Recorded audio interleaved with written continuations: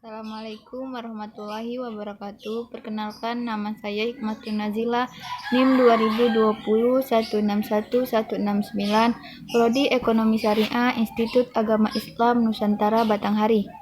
Baiklah, pada video kali ini saya akan menjelaskan tentang sejarah filsafat abad kontemporer, aliran eksistensialisme dan pragmatisme.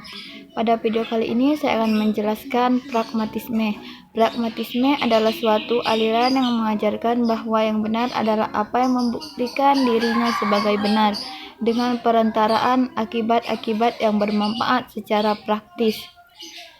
Di Amerika Serikat, pragmatisme mendapat tempatnya yang tersendiri di dalam pemikiran filsafati William James, orang yang memperkenalkan gagasan-gagasan pragmatisme kepada dunia. Pegangan pragmatisme adalah logika pengamatan. Aliran ini bersedia menerima segala sesuatu asal saja membawa akibat yang praktis. Pengalaman-pengalaman pribadi diterimanya asal bermanfaat, bahkan kebenaran mistis dipandang sebagai berlaku juga asal kebenaran mistis itu membawa akibat praktis yang bermanfaat. Hadi Wijono 1980. Pragmatisme adalah bagian dari salah satu aliran filsafat. Pragmatisme merupakan salah satu pemberontakan umum dalam melawan sistem idealisme yang terlalu menonjolkan intelektual dan tertutup. Pemberontakan dalam bidang filsafat ini terjadi dalam abad ke-11. Pada saat itu, para penganut idealisme mengembangkan pengalaman pikiran subjektif manusia, sehingga pengalaman tersebut menjadi prinsip metafisika untuk menjelaskan kosmos. Bagi penganut idealisme, semua realitas adalah suatu susunan, dan realitas tersebut tersusun dari bagian-bagian yang melekat satu sama lain, berdasarkan atas hubungan internal yang saling menunjang. Realitas ini sering diinterpretasikan dalam kategori-kategori intelektual tertentu dan abstrak. Bagi pragmatisme, filsafat adalah alat untuk menolong manusia dalam hidup sehari-hari maupun dalam mengembangkan ilmu pengetahuan dan mewujudkan dunia teknik. Dalam segalanya, itu pelaksanaan atau praktik hiduplah yang penting dan bukan pendapat atau teori, hipotesis dan sepihak untuk menilai bermanfaat tidaknya ilmu pengetahuan. Anggapan-anggapan hidup malahan filsafat sendiri pun perlu diperhatikan segala hasil dan kesimpulan atau akibat yang terjadi atas dasar hipotesis-hipotesis itu. Yang pokok adalah bahwa manusia berbuat dan bukan berpikir. Pikiran atau teori merupakan alat yang hanya berguna untuk memungkinkan timbulnya pengalaman yang semakin ikut mengembangkan hidup manusia dalam praktik pelaksanaan.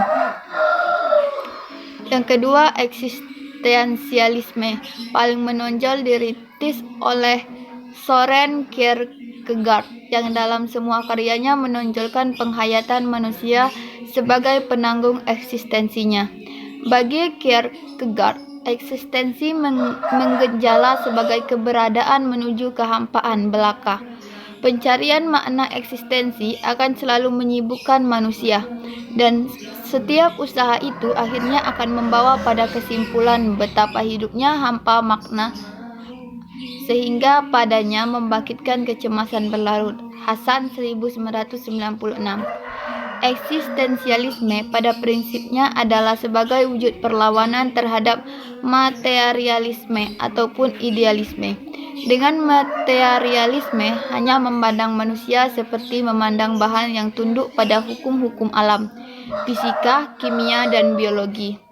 Sartre menyebutnya sebagai ensoi, suatu badan yang bukan subjek, sedangkan idealisme hanya memandang manusia sebagai idea, subjek yang selanjutnya hanya menyempatkan diri sebagai kesadaran. Berdasarkan idealisme, manusia hanya dapat berdiri sebagai subjek karena menghadapi objek. Manusia hanya berdiri sebagai manusia karena bersatu dengan realitas di sekitarnya. Sebaliknya, materialisme hanya memandang manusia sebagai objek, sedangkan barang-barang di dunia ini hanyalah menjadi objek karena adanya subjek. Wira Miharja, 2006. Eksistensialisme merupakan nama untuk macam-macam jenis filsafat. Semua jenis ini mempunyai inti yang sama, yaitu keyakinan bahwa filsafat harus berpangkal pada adanya eksistensi manusia yang konkret dan tidak pada hakikatnya atau esensi. Manusia pada umumnya. Eksistensialisme memandang bahwa eksistensi itu hanya dimiliki oleh manusia.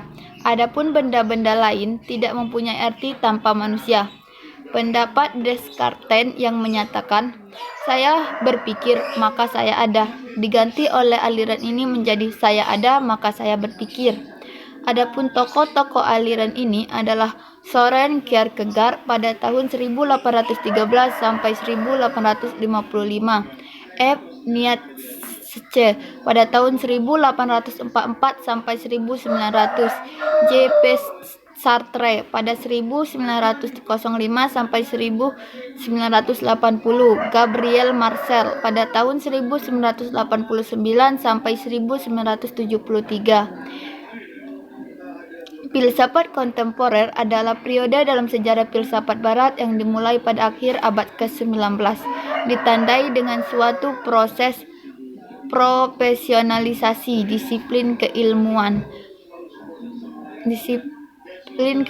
filsafat dan munculnya filsafat analitik pada filsafat kontinental beserta perdebatan di antara kedua kubu filsafat. Setelah itu, pengertian istilah filsafat kontemporer adalah bagian dari terminologi teknis dalam filsafat yang mengacu pada periode tertentu dalam sejarah filsafat barat. Namun, demikian, ungkapan ini sering dirancukan dengan filsafat modern yang mengacu pada periode sebelumnya dalam filsafat barat. Filsafat pasca modern yang mengacu pada kritik-kritik filsuf kontinental terhadap filsafat modern dan penggunaan non teknis yang mengacu pada kerja-kerja risalah filsafat ini. Baiklah, hanya ini yang dapat saya sampaikan. Saya akhiri. Wassalamualaikum warahmatullahi wabarakatuh.